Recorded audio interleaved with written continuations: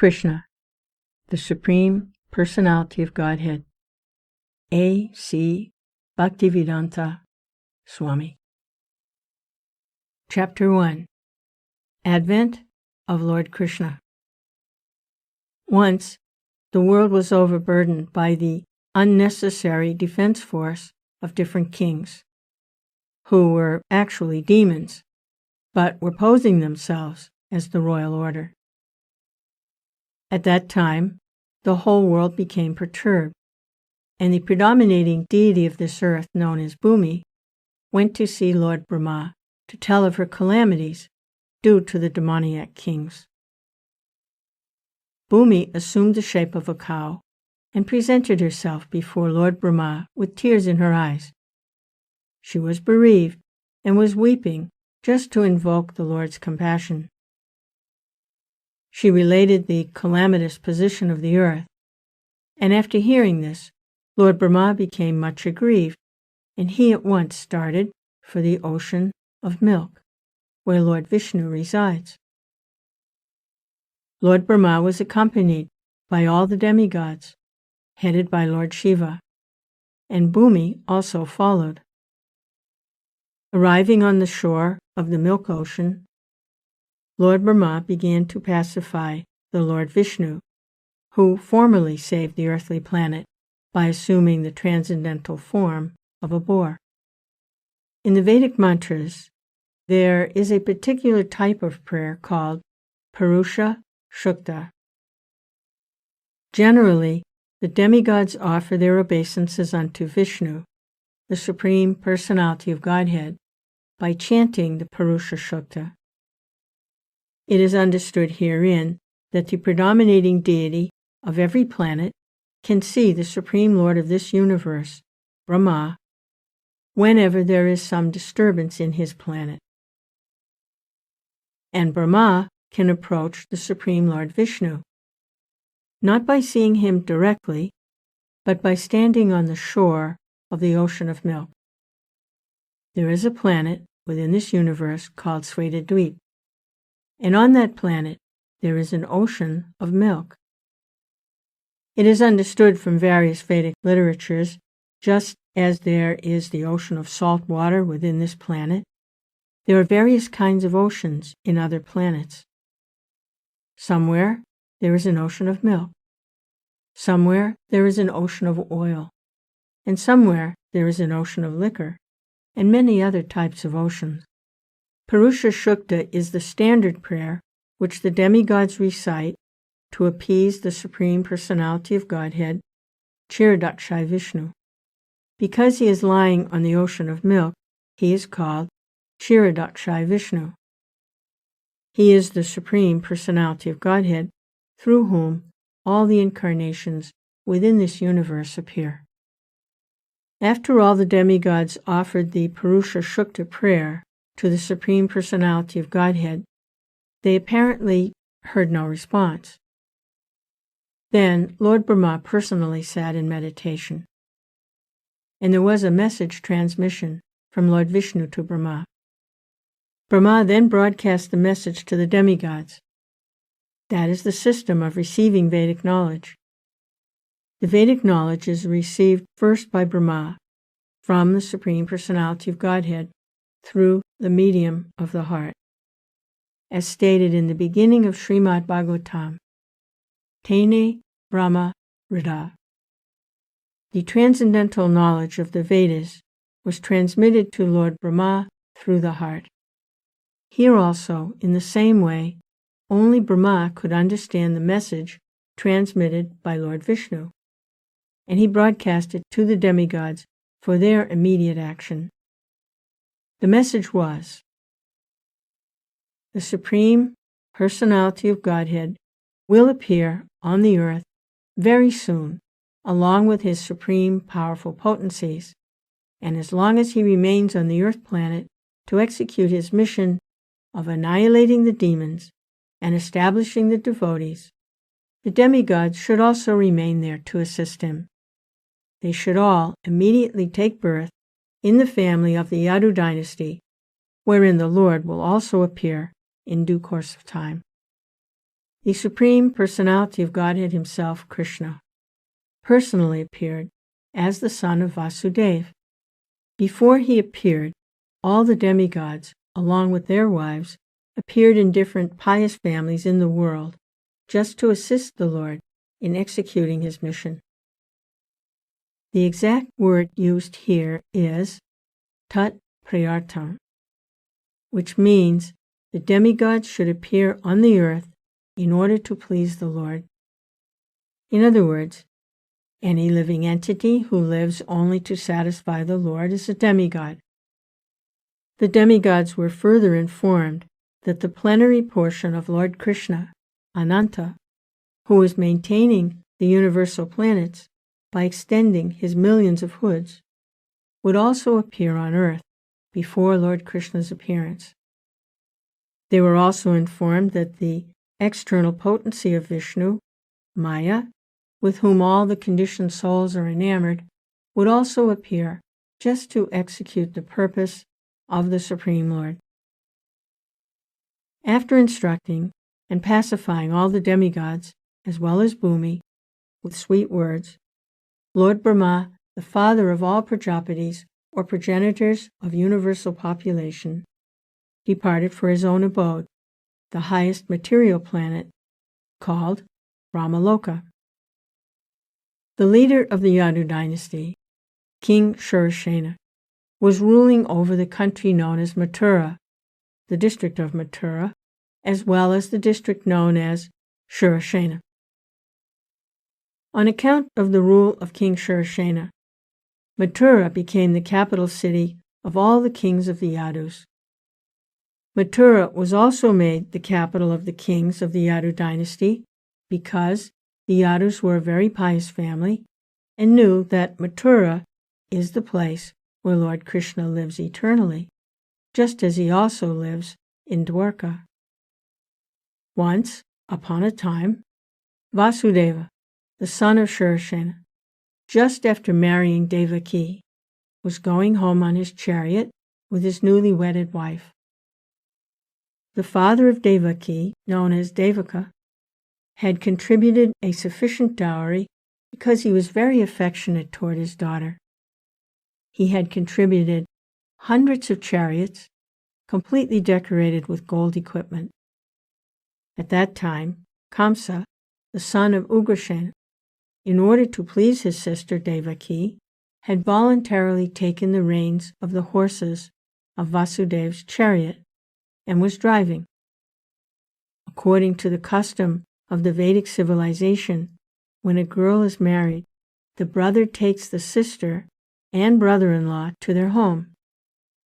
Because the newly married girl may feel too much separation from her father's family, the brother goes with her until she reaches her father-in-law's house.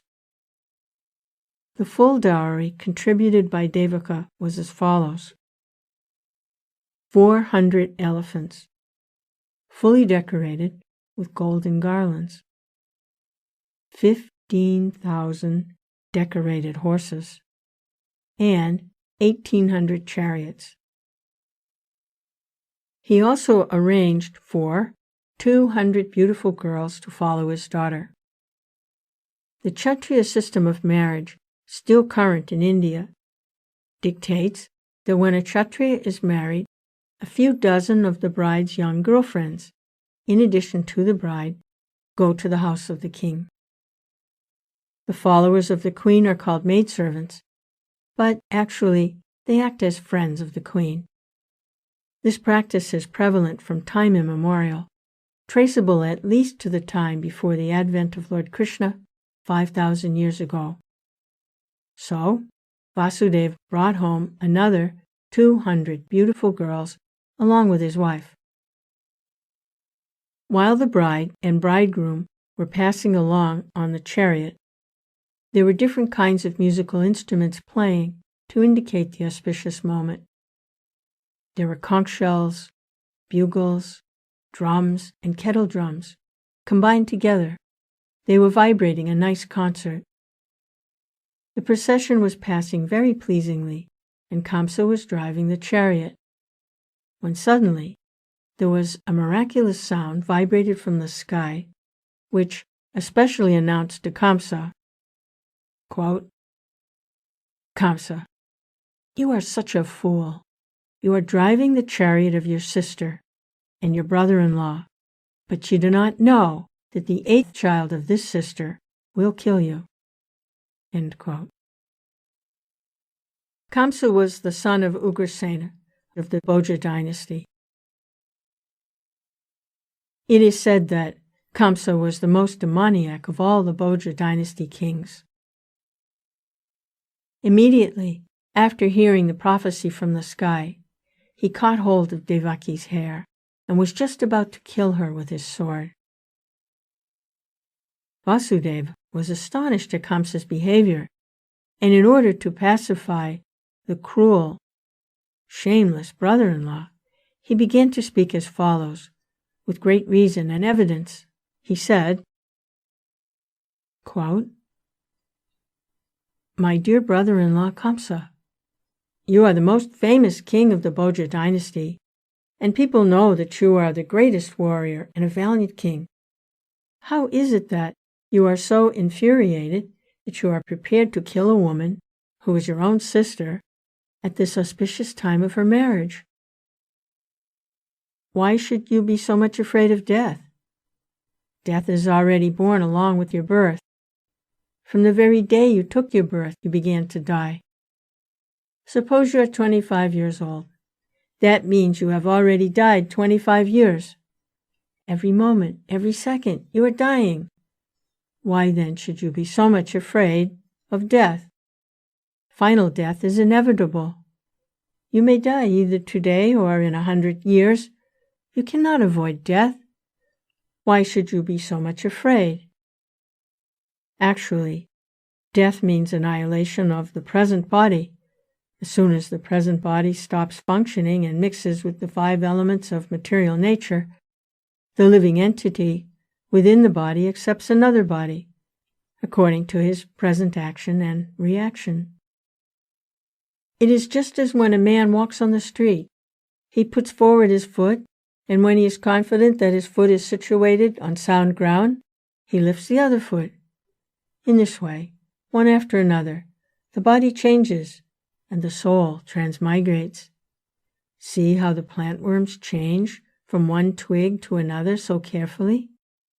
Similarly, the living entity changes his body as soon as the higher authorities decide on his next body. As long as a living entity is conditioned within this material world, he must take material bodies, one after another. His next particular body is offered by the laws of nature, according to the actions and reactions of this life. This body is exactly like one of the bodies which we always see in dreams. During our dream of sleep, we create so many bodies according to mental creation. We have seen gold, and we have also seen a mountain. So, in a dream, we can see a golden mountain by combining the 2 ideas. Sometimes in dreams, we see that we have a body which is flying in the sky, and at that time, we completely forget our present body. Similarly, these bodies are changing. When you have one body, you forget the past body. During a dream, we may make contact with so many new kinds of bodies, but when we are awake, we forget them all. And actually, these material bodies are the creations of our mental activities. But at the present moment, we do not recollect our past bodies. The nature of the mind is flickering. Sometimes it accepts something and immediately it rejects the same thing.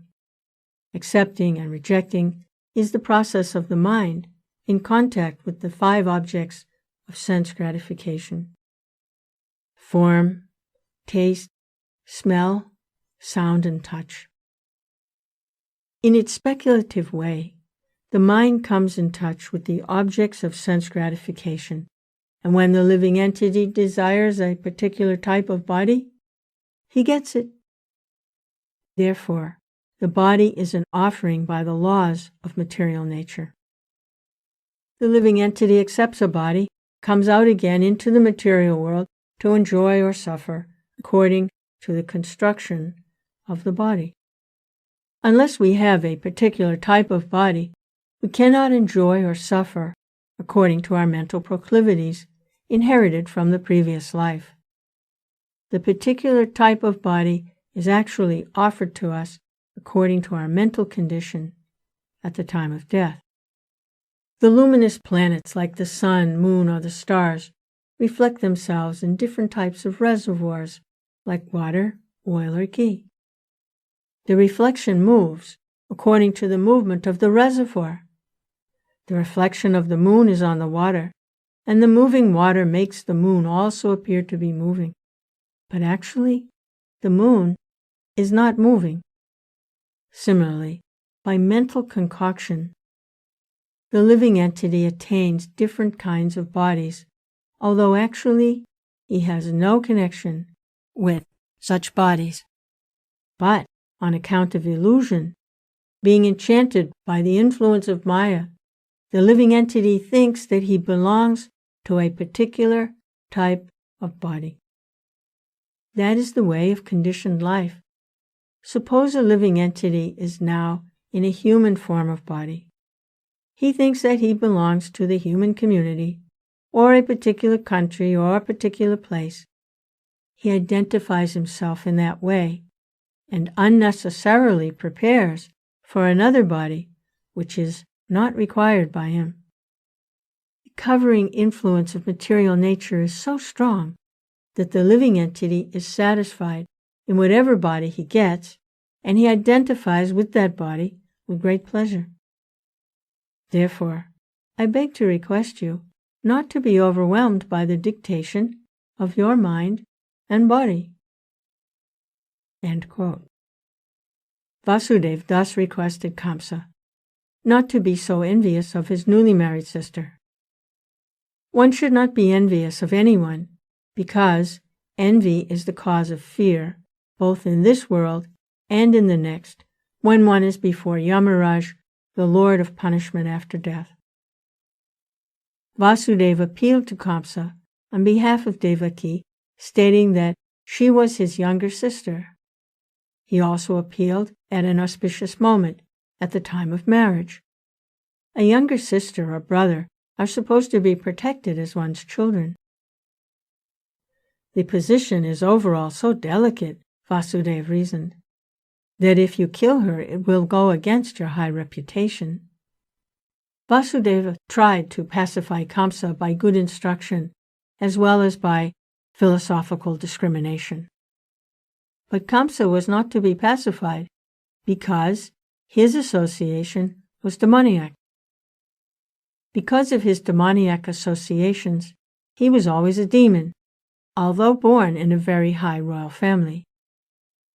A demon never cares for any good instruction. He is just like a determined thief. One can give him moral instruction, but it will not be effective. Similarly, those who are demoniac or atheistic by nature can hardly assimilate any good instruction, however authorized it may be.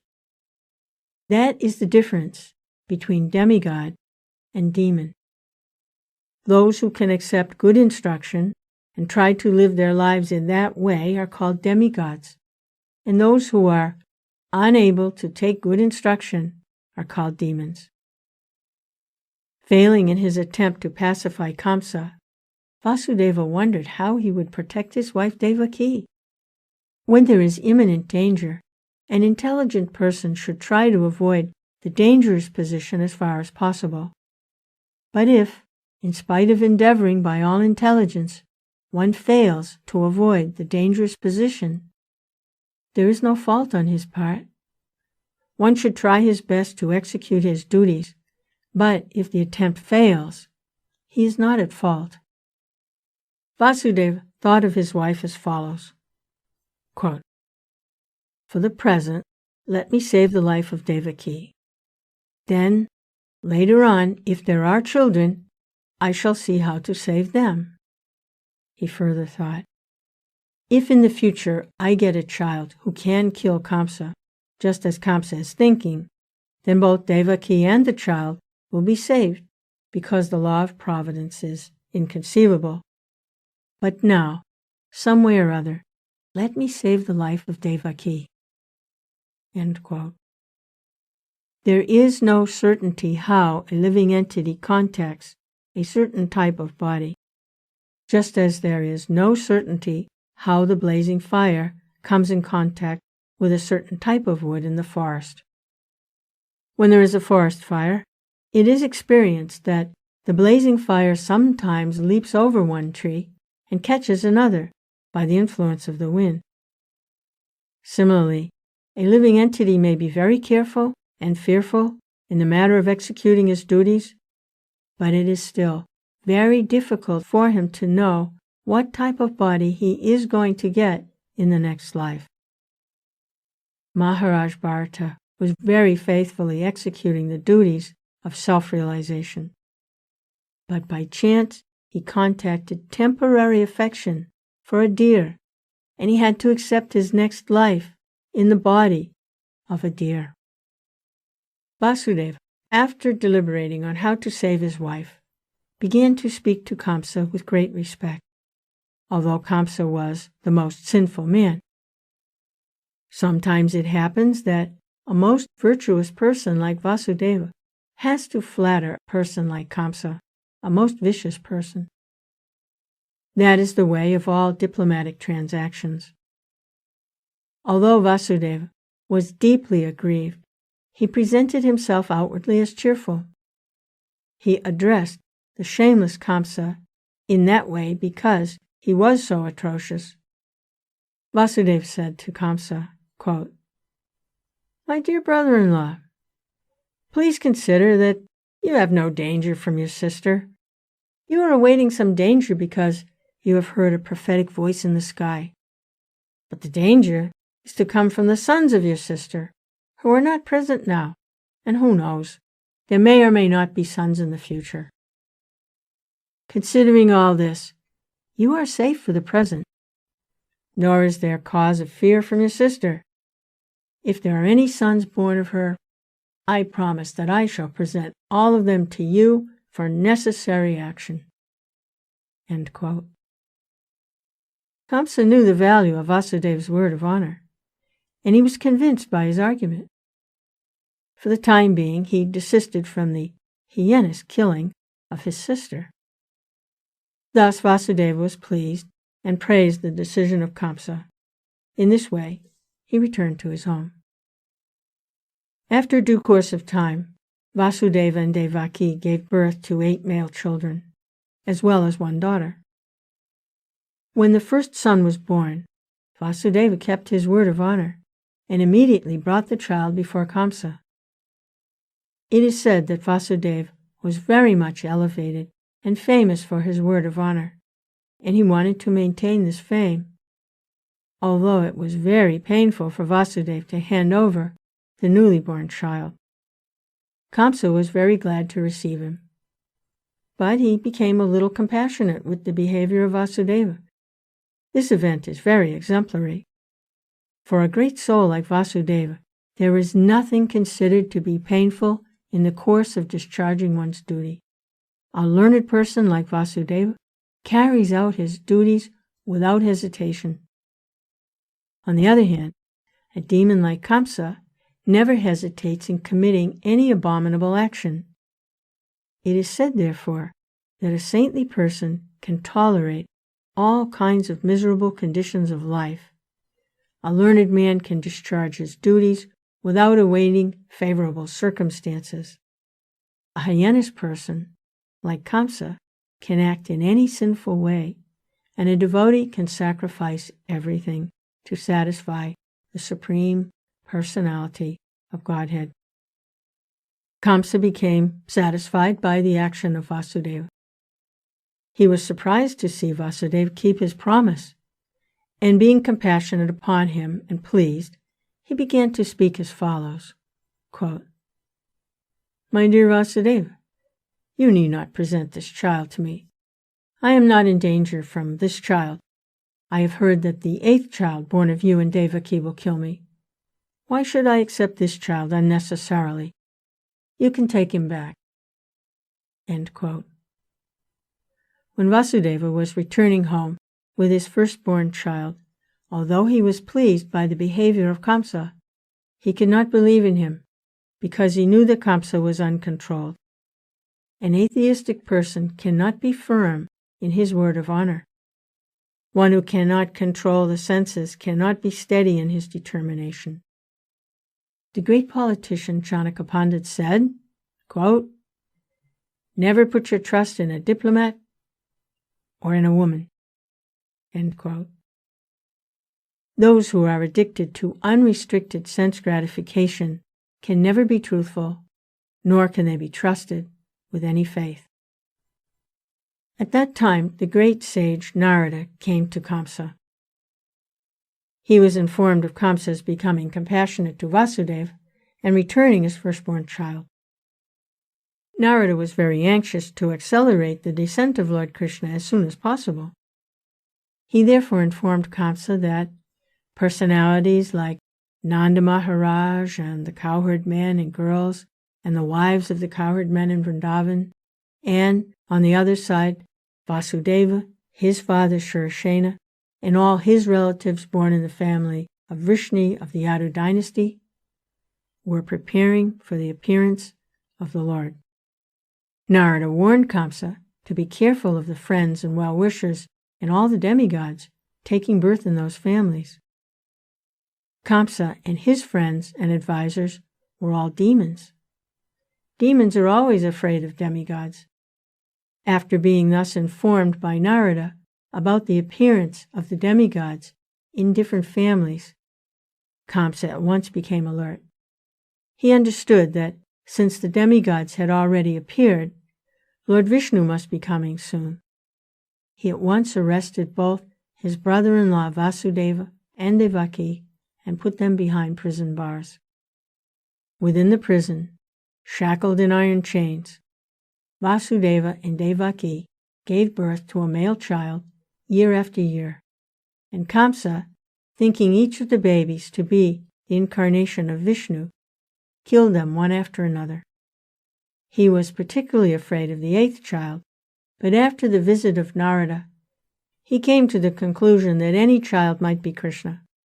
Therefore it was better to kill all the babies who took birth of Devaki and Vasudeva. This action of Kamsa is not very difficult to understand.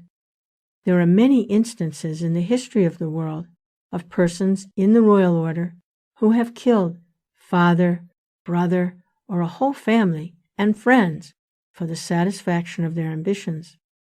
There is nothing astonishing about this, for the demoniac can kill anyone for their nefarious ambitions. Kamsa was made aware of his previous birth by the grace of Narada. He learned that in his previous birth he was a demon of the name Kalanami, and that he was killed by Vishnu. Having taken his birth in the Bhoja family, he decided to become the deadly enemy of the Yadu dynasty. Krishna was going to take birth in that family, and Kamsa was very much afraid that he would be killed by Krishna, just as he was killed in his last birth. He first of all imprisoned his father Ugrasena, because he was the chief king among the Yadu, Bhoja, and Andhaka dynasties, and he also occupied the kingdom of Surasena, Vasudeva's father. He declared himself the king of all such places. Thus end the Bhaktivedanta purport of the first chapter of Krishna, Advent of Lord Krishna.